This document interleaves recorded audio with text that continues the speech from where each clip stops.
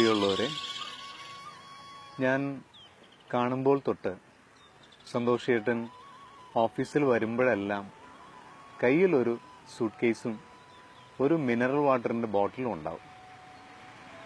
അതിന് കാരണം വർക്ക് ചെയ്യുന്നതിനിടയ്ക്ക് എപ്പോഴും കുറേ വെള്ളം കുടിക്കുന്ന ശീലമുണ്ട്. കഴിഞ്ഞ 3 വർഷങ്ങൾക്ക് മുൻപ് സന്തോഷേട്ടൻ്റെ 2 കിഡ്നിയും ഫെയിലിയറായി. ആഴ്ചയിൽ 3 ഡയാലിസിസാണിപ്പോൾ. ഒരിക്കൽ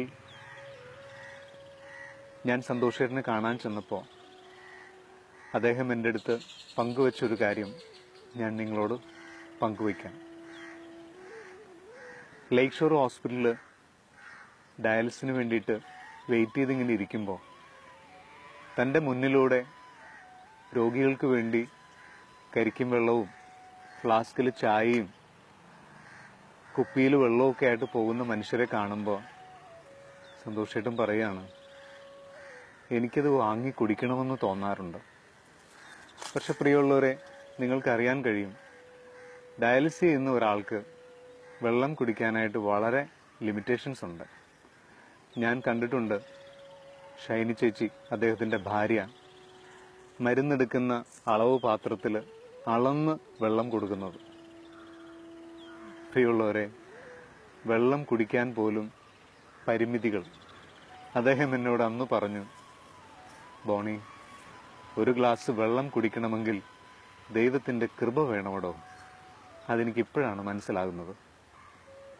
അന്ന് സന്തോഷത്തിൻ്റെ അടുത്തുനിന്ന് തിരിച്ചു പോരുമ്പോൾ ഞാൻ ഓർത്തു, ദൈവമേ, എത്ര ഗ്ലാസ് വെള്ളമാണ് ഒരു ദിവസം കുടിക്കുന്നത്, പക്ഷെ അത് നിന്റെ കൃപയാണെന്ന് ഓർക്കാൻ ഞാൻ ഒരിക്കലും ശ്രമിച്ചിട്ടില്ല.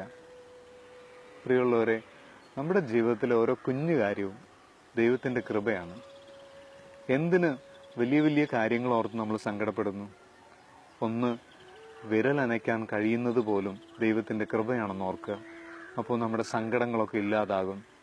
ഇവിടെ ഒരു ഗ്ലാസ് വെള്ളം കുടിക്കാൻ കഴിയാതിരിക്കുന്ന ഒരാൾ തിരിച്ചറിഞ്ഞു അത് ദൈവകൃപയാണെന്ന്.